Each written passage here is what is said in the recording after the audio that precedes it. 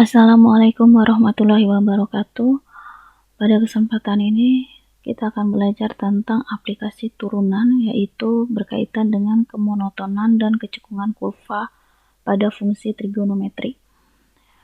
Yang berkaitan dengan kemonotonan kurva itu adalah fungsi naik, fungsi turun, dan stasioner.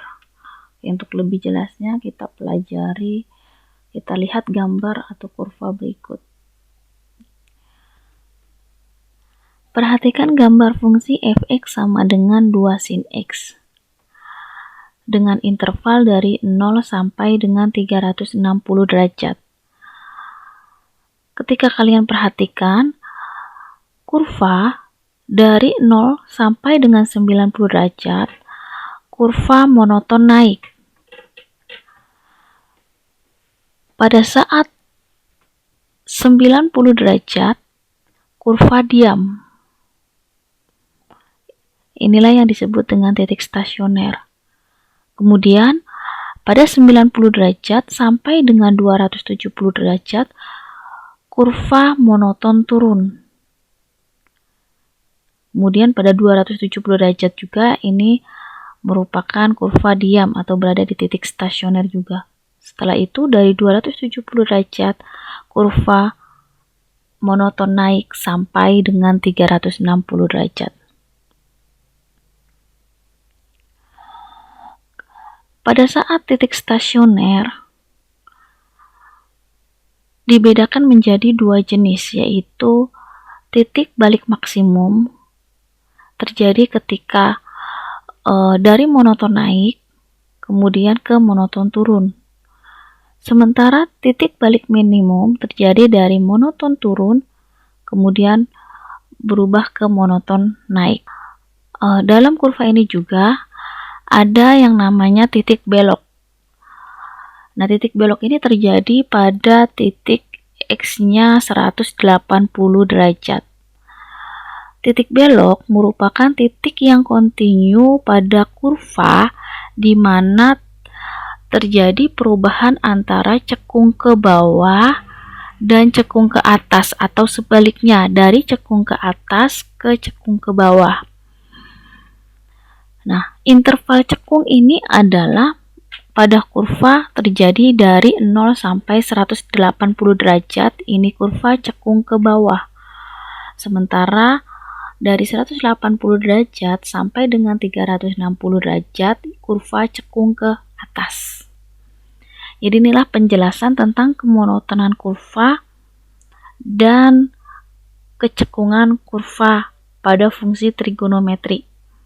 Lantas bagaimana aplikasinya pada turunan? Nah,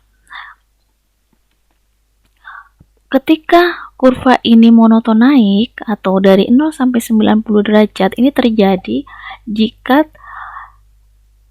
fungsi ketika kita turunkan, jadi f aksen x lebih dari 0. Jadi turunan pertamanya lebih dari 0, maka itu terjadi interval naik. Jadi dari 270 sampai 360 derajat ini juga merupakan interval naik, maka terjadinya pada saat turunan pertama lebih dari 0. Sementara ketika kurva turun, yaitu pada kurva ini dari 90 sampai 270, itu terjadi pada saat turunan pertama kurang dari 0. Kemudian bagaimana dengan titik stasioner? Titik stasioner ini terjadi pada saat turunan pertama sama dengan 0. Yang ini pun pada saat titik balik minimum pun titik stasionernya terjadi sama dengan 0. Turunan pertama sama dengan 0. Sementara titik belok ini merupakan aplikasi dari turunan kedua, terjadi pada saat turunan keduanya sama dengan 0. Kemudian cekung ke bawah, ini intervalnya bisa diperoleh dari turunan kedua kurang dari 0. Sementara cekung ke atas terjadi jika turunan kedua lebih dari 0. Melihat aplikasi dari turunan kedua pada cekung ke bawah dan cekung ke atas, ini juga bisa menjadi uji coba untuk menentukan titik stasionernya, apakah dia merupakan titik balik maksimum ataupun titik balik minimum. Jadi titik balik maksimum itu akan terjadi ketika turunan kedua kurang dari 0 jika kita uji cobakan.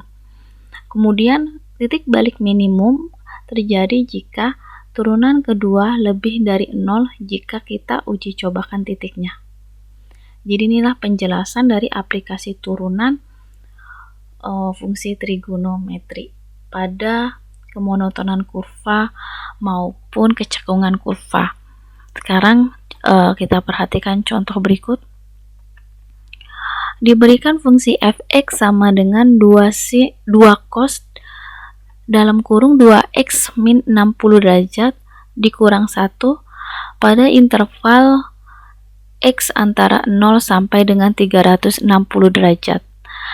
Tentukan yang pertama titik stasioner dan jenisnya, yang kedua interval kurva naik dan interval kurva turun, kemudian yang ketiga titik belok, yang keempat interval kurva cekung ke bawah dan interval kurva cekung ke atas. Oke, pembahasan. Baiklah, kita bahas untuk yang pertama yaitu titik stasioner. Pada pembahasan sebelumnya, kita telah pelajari bahwa titik stasioner diperoleh dari turunan pertama sama dengan 0. Nah, dalam soal, fungsinya adalah 2 cos dalam kurung 2x min 60 derajat dikurang 1. Turunan dari ini adalah cos, turunannya adalah min sin. Sementara 2x min 60 derajat, turunan dari sudut ini adalah 2. Maka 2-nya dikalikan dengan 2 yang di depan, hasilnya 4. Karena cos tadi adalah min sin, maka hasilnya adalah min 4 sin dalam kurung 2x min 60 derajat. Sementara turunan dari min 1 ini adalah 0. Kemudian hasilnya ini kita buat sama dengan 0. 0 dibagi min 4 hasilnya adalah 0. Sehingga sin dalam kurung 2x min 60 derajat sama dengan 0. Selanjutnya, kita akan menentukan berapa nilai x yang memenuhi agar sin 2x min 60 derajat sama dengan 0. Nah, kita tahu bahwa sin bernilai 0 jika sudutnya adalah 0 dan 180 derajat. Maka kita buat rumusnya adalah sin dalam kurung 2x min 60 derajat sama dengan sin 0 dan sin dalam kurung 2x min 60 derajat sama dengan sin 180 derajat. Kita buat rumus dalam satu putarannya, yaitu yang pertama 2x min 60 derajat sama dengan 0 derajat ditambah k kali 360 derajat. Sementara yang ini 2x min 60 derajat sama dengan 180 derajat ditambah K kali 360 derajat. Di mana K sama dengan 0, 1, 2, 3, dan seterusnya. Oke, kita selesaikan dulu yang pertama. 2x min 60 derajat sama dengan 0 derajat ditambah K kali 360 derajat. Kemudian 60-nya pindah ruas menjadi 2x sama dengan 60 derajat ditambah 360 derajat. Sementara yang ini 60-nya pindah, maka 180 ditambah 60 jadinya 240. Oke. Kemudian x-nya sama dengan, maka yang sebelah sini kita bagi 2. Ini juga begitu. Kita peroleh yang ini menjadi 30 derajat ditambah K, 360 bagi 2, 180. Kemudian yang ini 240 dibagi 2, 120. 360 dibagi 2, 180. Maka kemudian kita tinggal menentukan nilai X-nya. Dengan cara mengganti nilai K ini dimulai dari 0, 1, 2, 3, dan seterusnya hingga sampai pada X yang sudah tidak memenuhi. Nah, dalam soal rentang nilai X adalah dari 0 sampai 360 derajat. Oke, untuk K-nya 0, maka ketika K-nya 0, yang sebelah sini nilai X-nya adalah 30 derajat, sementara yang ini nilai X-nya adalah 120 derajat, karena 0 kali 180 hasilnya adalah 0. Kemudian untuk K-nya sama dengan 1, maka 1 dikali 180 adalah 180 ditambah 30 hasilnya adalah 210. Sementara yang ini 180 kali 1, 180 ditambah 120 adalah 300. Ya, ini masih memenuhi ya.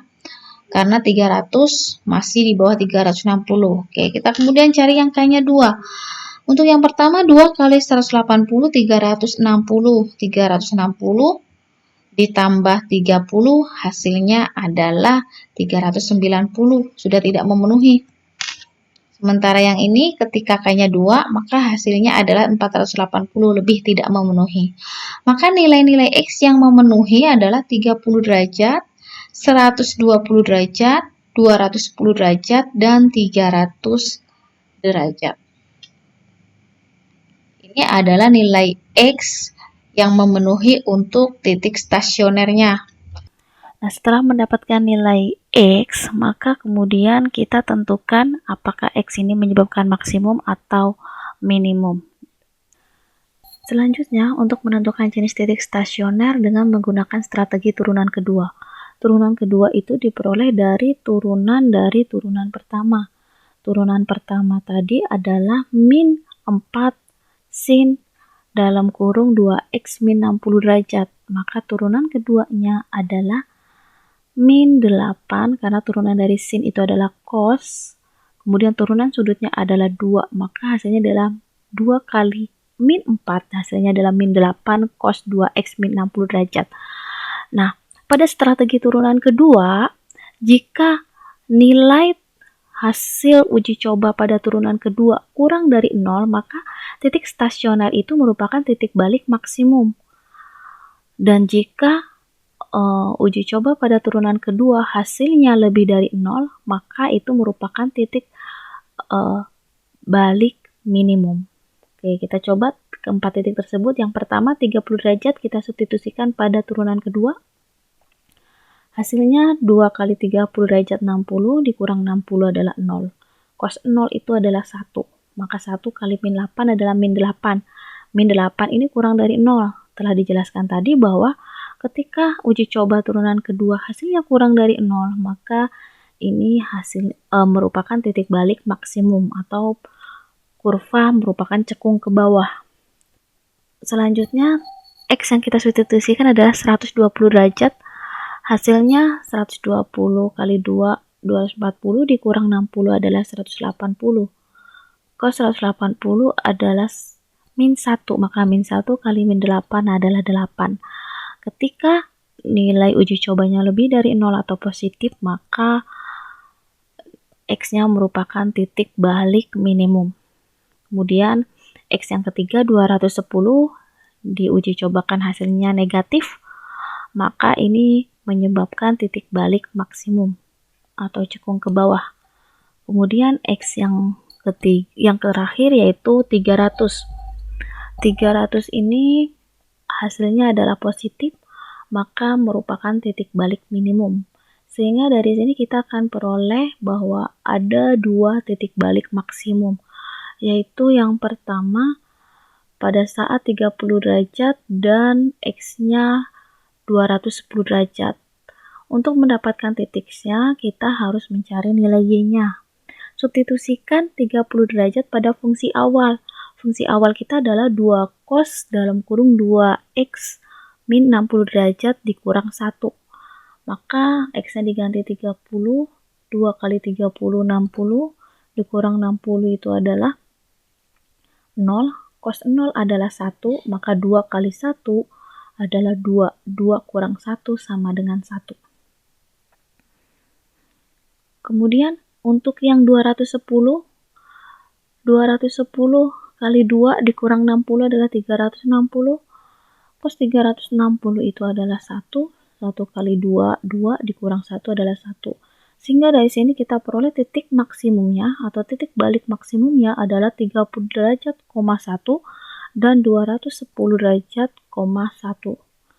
Sementara titik balik minimum terjadi pada saat X 120 derajat dan X 300 derajat. Oke, kita substitusikan pada fungsi awal. 2 kali 120 dikurang 60 adalah 180. Cos 180 adalah min 1. Min 1 kali 2 min 2. Maka min 2 dikurang 1 adalah min 3. Kemudian 300 derajat ketika disubstitusikan juga hasilnya adalah min 3.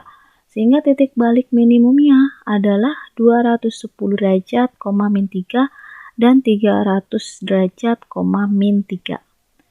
Jadi ini merupakan titik-titik stasionernya dan jenisnya. Jadi ada 4 titik stasioner, yaitu 30 derajat, 1 dan 210 derajat, 1 itu merupakan titik balik maksimum, dan 210 derajat, min 3 dan 300 derajat, min 3 itu adalah titik balik minimum.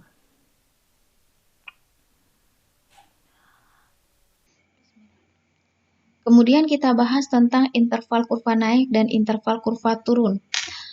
Pada interval kurva naik dan interval kurva turun, yang sebagai batas interval adalah nilai X pada titik stasioner. Sebelumnya kita sudah peroleh nilai XX yang memenuhi pada titik stasionernya, yaitu ada 4, yaitu 30 derajat, 120 derajat, 210 derajat, 300 derajat. Nilai-nilai ini kita letakkan ke dalam satu garis bilangan. Tapi ingat dengan catatan bahwa fungsi trigonometri ini memiliki batas bawah dan batas akhir, yaitu pada interval dari 0 sampai 360 derajat. Maka yang paling rendah di sini kita tuliskan dulu 0. Selanjutnya urutannya adalah 30 derajat, kemudian 120, 210, 300, dan yang terakhir 360 derajat. Setelah itu, dari 0 sampai 30 derajat, jadi rentang dari 0 sampai 30 derajat, kemudian dari 30 derajat sampai 120 derajat, dari 120 sampai 210, dari 210 sampai 300, dari 300 sampai 360, kita lihat nilai-nilainya, apakah positif atau negatif. Jadi kita uji cobakan. Uji cobanya kemana? Uji cobanya adalah keturunan pertama. Jadi kita uji cobakan ke fungsi turunan pertamanya. Kenapa? Karena interval kurva naik itu terjadi pada turunan pertama lebih dari 0. Sementara interval kurva turun diperoleh dari turunan pertama kurang dari 0. Oke, kita tahu bahwa turunannya tadi adalah min 4 sin dalam kurung 2x min 60 derajat. Untuk rentang antara 0 sampai 30 derajat, kita ambil titik X-nya adalah 15 derajat. Maka hasilnya adalah 2 kali 15 derajat, 30 derajat dikurang 60 derajat itu adalah min 30 derajat. Sin min 30 derajat itu adalah min setengah. Dikali min 4, maka hasilnya adalah positif. Hasilnya lebih dari 0. Kita tuliskan di sini hasilnya adalah positif. Kemudian dari 30 derajat sampai 120 derajat, titik yang kita ambil adalah 90 derajat. Kemudian 90 dikali 2, hasilnya 180 dikurang 60, 120. Sin 120 adalah setengah akar 3, dikali min 4 itu hasilnya adalah kurang dari 0. Maka kita tuliskan dari 30 sampai 120 itu tandanya negatif. Selanjutnya dari 120 sampai dengan 210, kita ambil nilainya yaitu 180. 180 kita substitusikan, 180 kali 2 dikurang 60, sinnya adalah min setengah akar 3. Dikali min 4, hasilnya adalah lebih dari 0. Kemudian dari 210 sampai 300 kita ambil 270. Kita substitusikan sama seperti sebelumnya, dan ini hasilnya adalah kurang dari 0.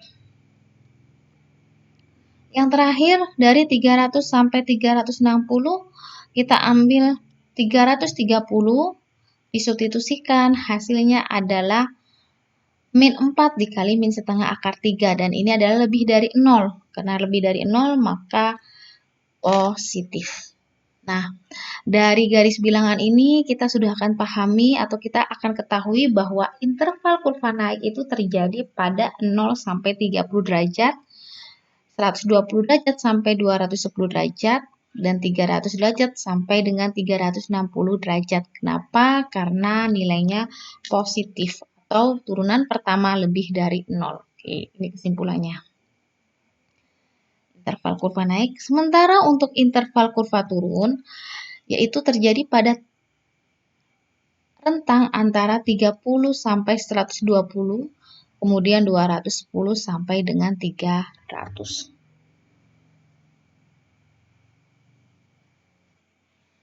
Baiklah, kemudian kita bahas tentang titik belok.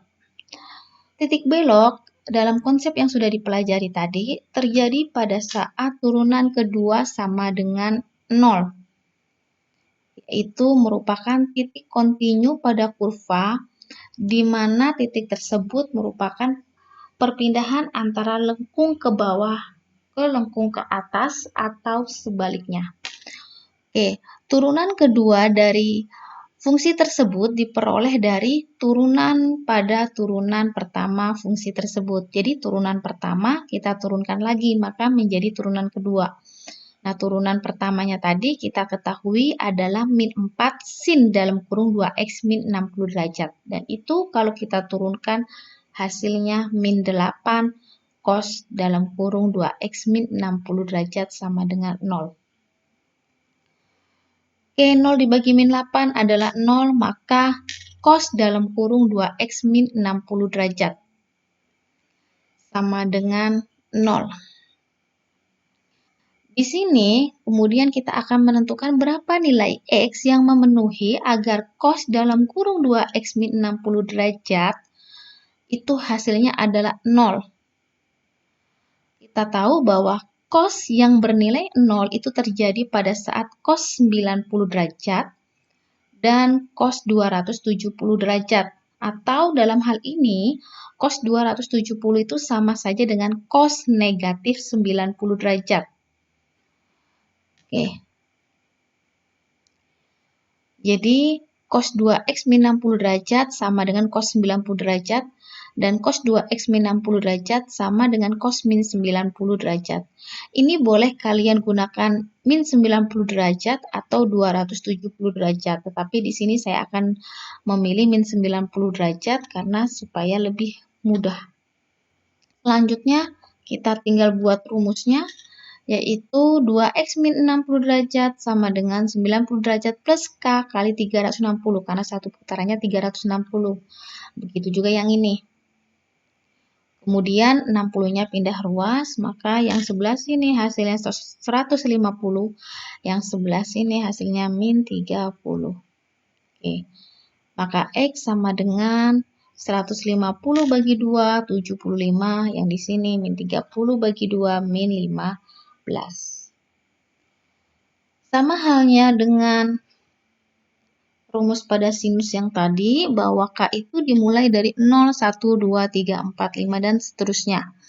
Oke, untuk K-nya 0, maka untuk yang ini 75 derajat ditambah 0, hasilnya adalah 75 derajat. Sementara yang ini min 15 derajat ditambah 0, hasilnya min 15. Nah, untuk X sama dengan min 15 ini tidak memenuhi. Kenapa? Karena dalam soal rentang nilai X itu dari 0 sampai dengan 360 derajat, maka min 15 tidak memenuhi. Kemudian untuk K-nya 1, maka diperoleh yang sebelah kiri 1 kali 180 itu adalah 180 ditambah 75 adalah 255. Sementara yang kanan ini 1 dikali 180 derajat dikurang 15 derajat, hasilnya adalah 165 derajat. Kemudian untuk K-nya 2, maka X-nya untuk yang kiri hasilnya 435 derajat dan ini tidak memenuhi karena X paling tingginya adalah 360. Sementara untuk yang kanan diperoleh X-nya adalah 345 derajat. Kemudian karena ini sudah tidak memenuhi, maka yang dilanjutkan yang sebelah kanan saja. Untuk K-nya 3, maka X-nya 525 dan ini tidak memenuhi. Maka kalian akan peroleh 4 nilai X yang memenuhi pada titik belok, yaitu 75, 165, 255, dan 345. Kemudian hasil X ini kita substitusikan ke fungsi awal agar memperoleh nilai Y-nya. Oke, kita substitusikan. Oke, fungsi awalnya tadi adalah 2 cos dalam kurung 2x min 60 derajat tutup kurung dikurang 1. Oke. Yang pertama 75 derajat, maka cos 90 adalah 0 dikali 2, 0 dikurang 1 hasilnya min 1. Kemudian 165 kali 2 dikurang 60 adalah 270 dan ini nilainya adalah 0 juga. Kemudian 0 kali 2 adalah 0 dikurang 1 adalah min 1. Begitu juga yang 255 ketika disubstitusikan hasilnya juga min 1. Dan 345 ketika disubstitusikan ke fungsi awal juga hasilnya adalah min 1. Maka diperoleh titik beloknya adalah 75 derajat, min 1, 165 derajat, min 1, 255 derajat, min 1, dan 345 derajat, min 1.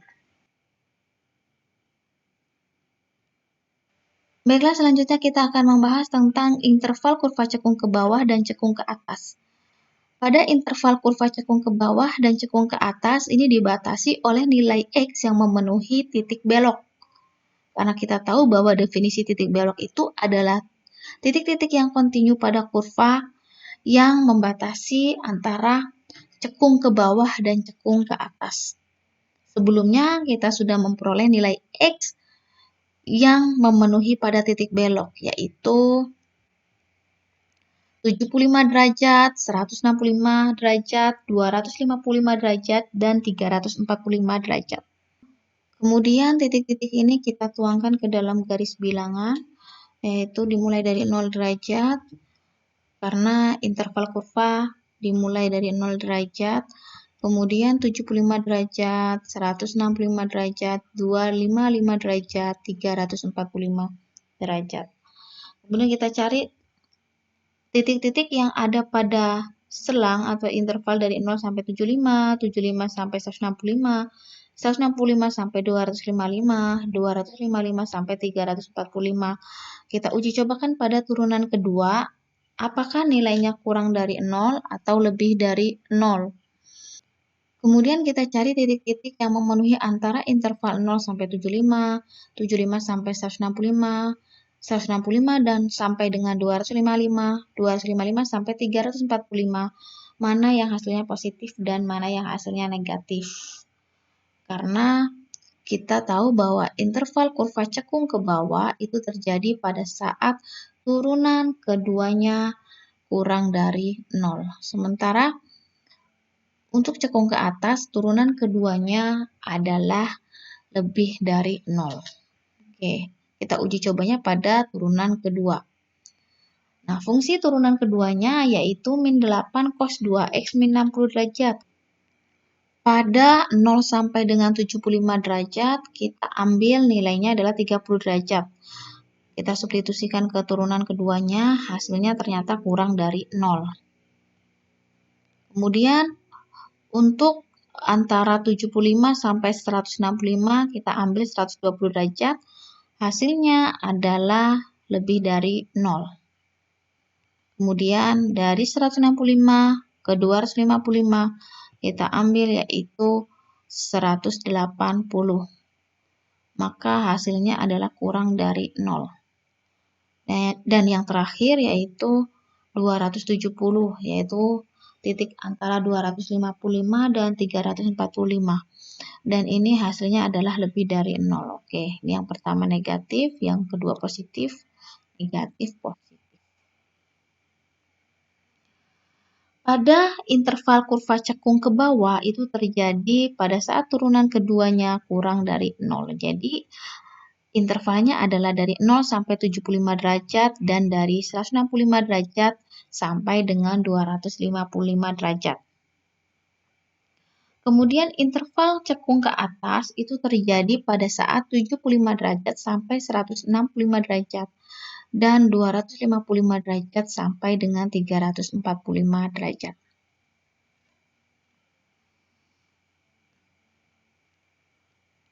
Dari keempat pembahasan ini, yaitu berkaitan dengan titik stasioner, interval kurva naik dan turun, kemudian titik belok, serta interval kurva cekung, maka kita bisa tuangkan atau bisa kita lihat dari grafik fungsinya, yaitu perhatikan di sini. Ini adalah grafik fungsi, yaitu Y sama dengan 2 cos dalam kurung 2x min 60 derajat tutup kurung dikurang 1. Yang saya gambar dengan menggunakan GeoGebra. Bisa kalian lihat di sini bahwa tadi kita memperoleh titik stasioner itu adalah ada 4, yaitu titik 30 derajat, 1 dan 210 derajat, 1. Ini terjadi adalah titik maksimumnya. Sementara titik balik minimumnya tadi kita juga sudah peroleh yaitu dari 120 derajat, min 3 dan 300 derajat, min 3. Kemudian tadi juga kita peroleh interval kurva naik itu terjadi pada saat 0 sampai 30 derajat, kemudian 120 sampai dengan 210 dan 300 sampai dengan 360 derajat. Dan interval kurva turun itu terjadi dari 30 sampai dengan 120. Kemudian dari 210 sampai dengan 300. Pada pembahasan yang ketiga kita sudah tahu juga ada 4 titik belok. Di sini juga ada 4 titik belok yaitu perpindahan antara cekung ke bawah ke cekung ke atas. Oke, ada 4. Yang pertama adalah 75 derajat, min 1 ini. Kemudian 165 derajat, min 1. Kemudian 255 derajat, min 1 dan 345 derajat, min 1 di sini. Oke, untuk yang kurva dari 345 sampai 360 ini kita tidak identifikasikan. Kemudian cekungnya yaitu cekung ke bawah itu tadi terjadi dari 0 sampai dengan 75 derajat. Dan di sini dari 165 sampai dengan 255. Ini adalah cekung ke bawah. Lihat dari sini. Karena arahnya atau menghadap ke bawah. Sementara cekung ke atas ini dimulai dari 75 sampai dengan 165. Dan dari 255 sampai 345. Jadi inilah pembahasan kita tentang kemonotonan sebuah kurva dan kecekungan sebuah kurva. Di mana kemonotonan dan kecekungan kurva ini menggambarkan dari grafik atau kurva tersebut. Terima kasih, semangat belajar. Saya akhiri, wassalamualaikum warahmatullahi wabarakatuh.